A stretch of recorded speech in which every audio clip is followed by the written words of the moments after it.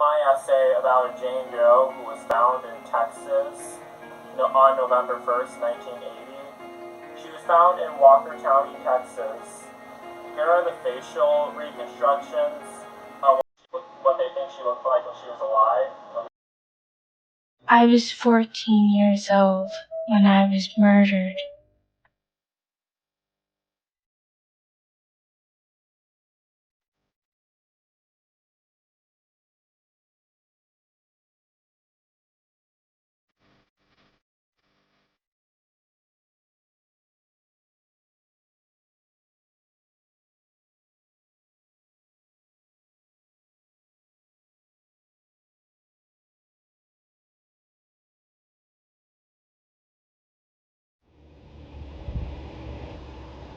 What's up, people?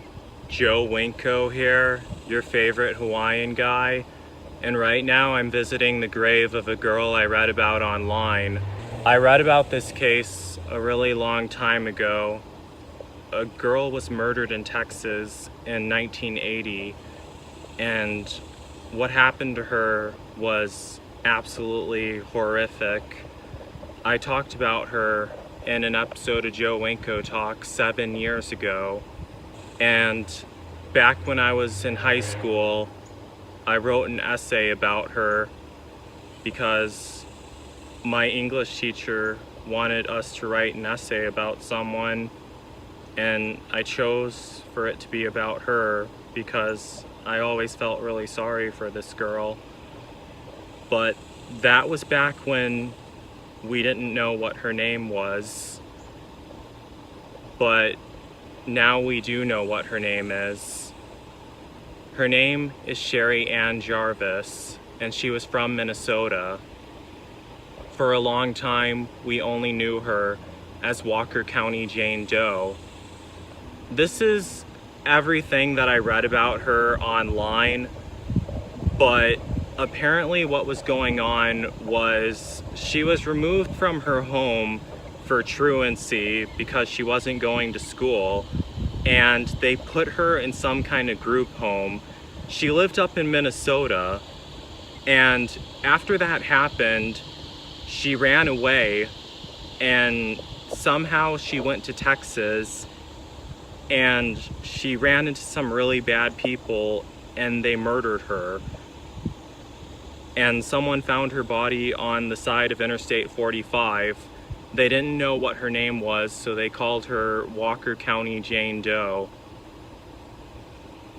I felt really sorry for her, and I remember when I made the episode of Joe Winko Talk about her, one of my followers told me that it's like the movie Lovely Bones. That was a movie about a girl who is murdered and she goes to heaven. And I really hope that Sherri Jarvis is in heaven right now, far away from this cruel, evil world. I'm convinced that she is in heaven right now. I was only able to find a few details about Sherri's life from what I read online, but from what I learned about her, her situation really struck a nerve with me on a personal level. As I was saying earlier, Sherri was removed from her home in Minnesota and sent to live at a group home because of truancy, as in she was not going to school. It's unclear exactly what was going on, but I was able to relate to this because back when I was her age, I actually missed a lot of school too, due to the bullying that I endured. And my school officials even tried to get me in trouble with truancy because of it. I remember being very angry about this too. This is actually the first thing I thought of when I read about Sherri. Was she missing school because she was being bullied? If so, then why didn't they try to help her, instead of taking her away from her home and treating her like a criminal? The fact that this actually led to her running away and suffering the horrible fate that she suffered really angered me. It's not fair. She did not deserve this. If that is truly what had happened, and what truly led her to this horrible fate, I feel like she was let down. She was let down. I always felt very sorry for Sherri and Jarvis, even when I wrote the essay about her for school. I wrote it because I never wanted her to be forgotten. I wanted people to know what had happened to her. I wanted people to know that her life was stolen for no reason. And I wanted to film this video of me at her grave, and I wanted to film myself leaving flowers by her grave so she's never forgotten, in memory of her.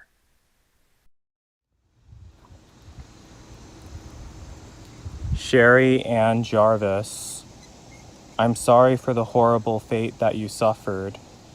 You will never be forgotten, and your spirit will live on for eternity. I wish you peace in the afterlife. Rest in peace. Sherri and Jarvis. We will never forget you. Fly high, sister.